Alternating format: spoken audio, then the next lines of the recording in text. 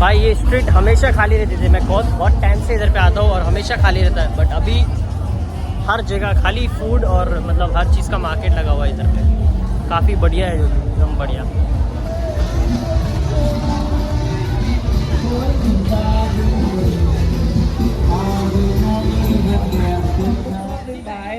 กระเป๋ายุงกัดกระเป๋ายุงกัดกระเป๋าสีฟ้ากระเป๋าที่คนดูแบบผ้าเช็ดหน้าเดี๋ยวเดินทางคุณบอกต่อเลยเส้นนี้10คนขอ10คนเท่านั้นนะคุณต้องใส่มาเลยนะคุณเลย 12 พอคุณ โอเคไปกันเลย36 พอในราคา80 นาที